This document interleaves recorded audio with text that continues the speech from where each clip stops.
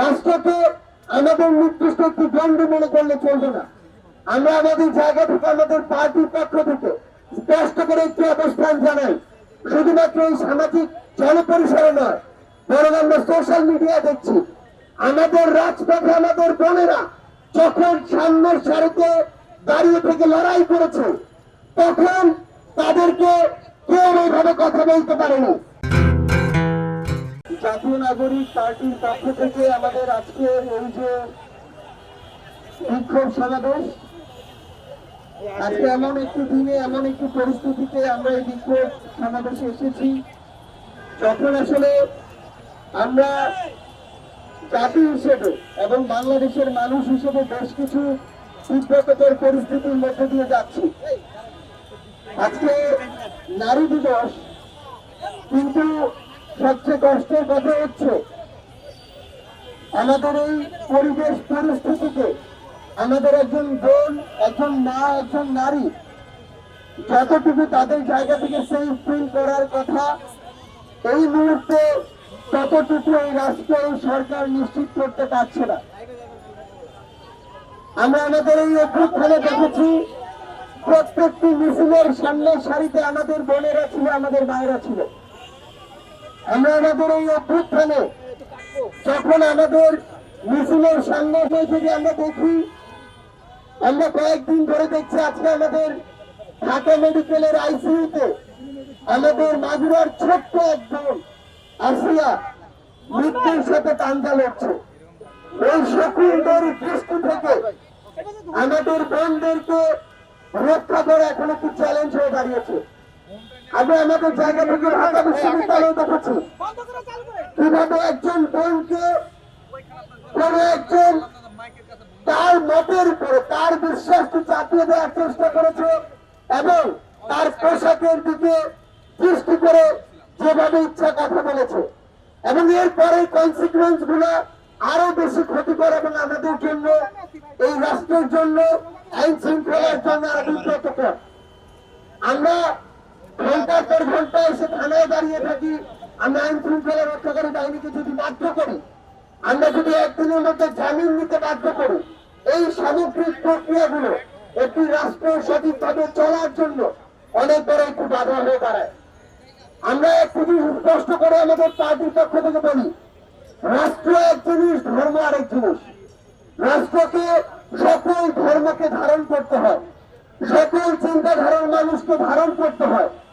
এখানে নির্দিষ্ট একটি ধর্মের মানুষ তার যে বিশ্বাস, তার রীতিনীতি, তার কথাগুলো চাইলে আরেকটি মানুষ যিনি অন্য ধর্ম বিশ্বাসী তাকে চাপিয়ে দিতে পারে না। আরেকজন মানুষ যিনি কোনো ধর্মেই বিশ্বাসী না তাকেও চাপিয়ে দিতে পারে না।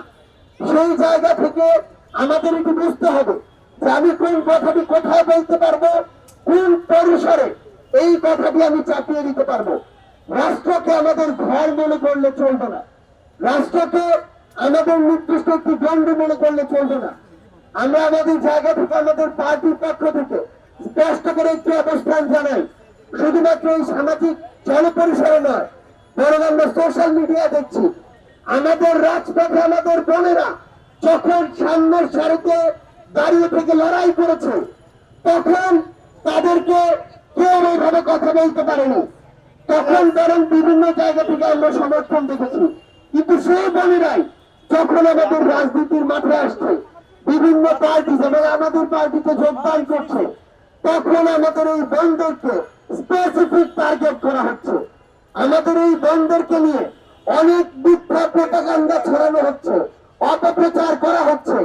সবচেয়ে বড় কথা হচ্ছে আমাদের এই বোনেরা, এই বাংলাদেশের অর্ধেক নারী, কখনো এমন নয় যে যখন প্রয়োজন আমি ব্যবহার করব আর যখন মনে করব তখন তাদেরকে নিয়ে অপপ্রচার চালাবো। আমরা স্পষ্ট করে আমাদের অবস্থান জানাতে চাই, আমরা আমাদের বোনদের এই অভ্যুত্থানে হাসিনার বিরোধী লড়াই যেমন সামনের সারিতে পেয়েছি, আমরা আমাদের বোনদেরকে আগামী রাজনীতিতে পলিসি মেকিং এর সামনের সারিতে চাই। আমাদের বোনেরা আর এই বাংলাদেশের সংসদে কখনো শুধুমাত্র রিপ্রেজেন্টেশন হবে না, তারা তাদের যোগ্যতায় পার্টিসিপেশন করে এসে সংসদে নারীদের প্রতিনিধিত্ব করবে। আমরা স্পষ্ট করে আমাদের পার্টির পক্ষ থেকে বলতে চাই, আইন শৃঙ্খলা রক্ষাকারী বাহিনীকে, সংশ্লিষ্ট মন্ত্রণালয়গুলোকে এবং এই অন্তর্বর্তীকালীন সরকারকে পুরো বাংলাদেশের প্রত্যেকটি জায়গায়, জনপরিষদ থেকে সোশ্যাল মিডিয়ায় আমাদের বনেদের সেফটি এবং সিকিউরিটি নিশ্চিত করতে হবে। কেউ যেন তার ব্যক্তিগত বিশ্বাস কোনদিন একটি সমাজের গুরুত্বপূর্ণ একটি অংশ কিংবা আমাদের নারীদের উপরে চাপিয়ে না দিতে পারে। এই নিরাপত্তা আমাদের নিশ্চিত করতে হবে। আর্থ সামাজিক প্রেক্ষাপট বুঝতে হবে, বাংলাদেশের সামগ্রিকভাবে পরিবেশ কি সেটা বুঝতে হবে। এগুলোর বাইরে গিয়ে কেউ যদি কোনো ধরনের মদ কালচারকে ব্যবহার করে বিন্দুমাত্র আমাদের বোনদের দিকে দৃষ্টি দেওয়ার চেষ্টা করে কিংবা তাদের সিকিউরিটি বিকৃত করার চেষ্টা করে, তাহলে আমাদের এই আইন শৃঙ্খলা রক্ষাকারী বাহিনী এবং সংশ্লিষ্ট মন্ত্রণালয়গুলো ব্যর্থ বলে প্রমাণিত হবে।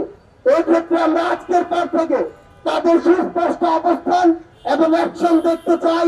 না হলে বাংলাদেশের জনগণ তাদের জায়গা থেকে এই যে সংশ্লিষ্ট জায়গা, সংশ্লিষ্ট মন্ত্রণালয়গুলোকে ব্যর্থ মনে করবে, কিন্তু আমরা এগুলোকে ব্যর্থ হিসেবে দেখতে চাই না। আজকের পর থেকে শুধু কথা নয়, আমরা কাজ দেখতে চাই এবং আমাদের নারীদের, বোনদের, মায়েদেরকে আমরা যেন এই সমাজে, এই রাষ্ট্রে তারা যতটুকু ডিজার্ভ করে এবং যতটুকু হওয়া উচিত ততটুকু জায়গা আমরা করতে করে দিতে পারি, ততটুকু সেফটি এবং সিকিউরিটি আমরা সবাই ঐক্যবদ্ধভাবে নিশ্চিত করতে পারি। এটাই হোক আজকের নারী দিবসের আমাদের প্রতিজ্ঞা। সবার সাথে আবারও দেখা হবে, আমাদের বোনদের সাথে, নারীদের সাথে আমরা একসাথে কাঁধে কাঁধ মিলিয়ে বাংলাদেশ বিনির্মাণের জন্য লড়াই করব। সে পর্যন্ত সবাই আমরা একসাথে আমাদের বোনদের পাশে থাকবো। সবাইকে অসংখ্য ধন্যবাদ।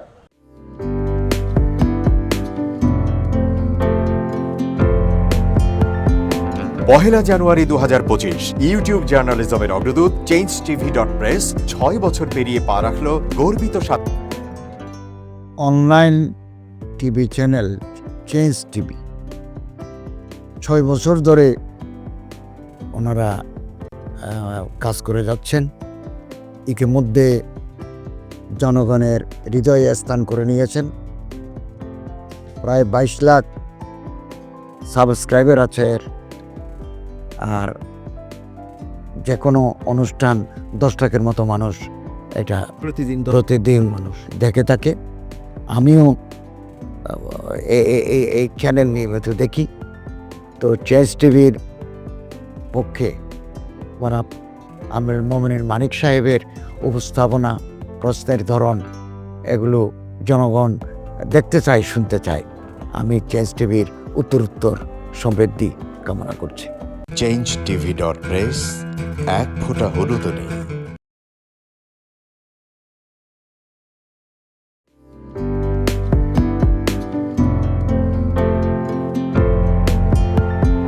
পহেলা জানুয়ারি 2025 ইউটিউব জার্নালিজমের অগ্রদূত changetv.press 6 বছর পেরিয়ে পা রাখল গর্বিত চেঞ্জ টিভি।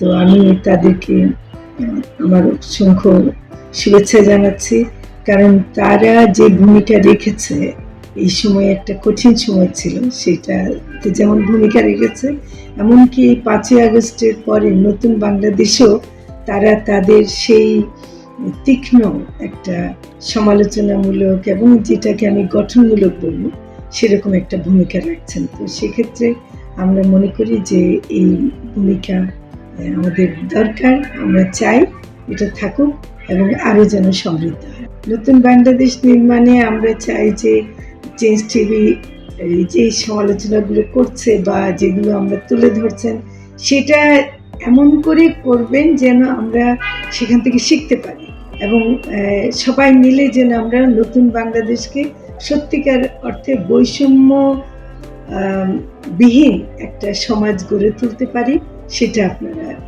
সহজ চেষ্টা করুন। changetv.press এক ফোঁটা হলুদও নেই।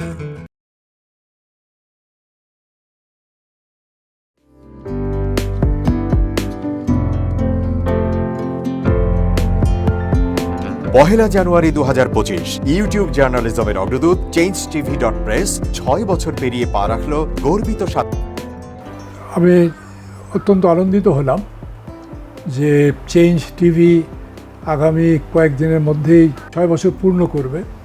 আর হাঁটি হাঁটি পা পা করে চলা শুরু করে এখন সে বেশ দৌড়াদৌড়ি করছে বলা যেতে পারে। ও নামটাও অত্যন্ত বলবো যে সিগনিফিক্যান্ট, যে চেঞ্জ, এই গণঅভ্যুত্থান কিন্তু চেঞ্জ চেয়েছে। সেই হিসেবে তোমার টেলিভিশনের, তোমার এই চ্যানেলের নামের একটা যথেষ্ট মিল পাওয়া যায়। আমার প্রত্যাশা যে এই গণঅভ্যুত্থানের যে প্রত্যাশা, যে আশা আকাঙ্ক্ষা, চেঞ্জ টিভি সেটিকে এগিয়ে নিয়ে যাবে। তোমাকে শুভেচ্ছা। চেঞ্জ টিভি যারা সম্পৃক্ত আছেন, যারা কর্মী আছেন, সামনে পেছনে সকলকে আমার শুভেচ্ছা। changetv.press, এক ফোঁটা হলুদও নেই।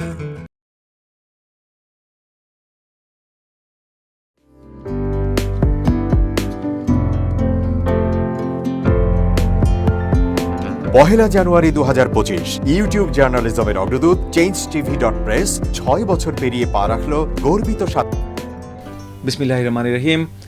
পহেলা জানুয়ারি 6 বছর পূর্তি হলো চেঞ্জ টিভির।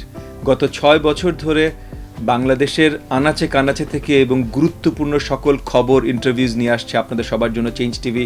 আপনারা সবাই লক্ষ লক্ষ ফলোয়ার্স এতদিন ধরে ফলো করেছেন চেঞ্জ টিভি, আপনাদেরকে সঠিক বার্তাটা দিয়েছে। আমি আশা রাখি এরপরও বছরের পর বছর তারা এরকম সঠিক বার্তা দিয়ে যাবে এবং লক্ষ লক্ষ থেকে কোটি কোটি জনতা তাদের ফলোয়ার্স হবে। তাদেরকে সাধুবাদ জানাই। changetv.press, এক ফোঁটা হলুদও নেই।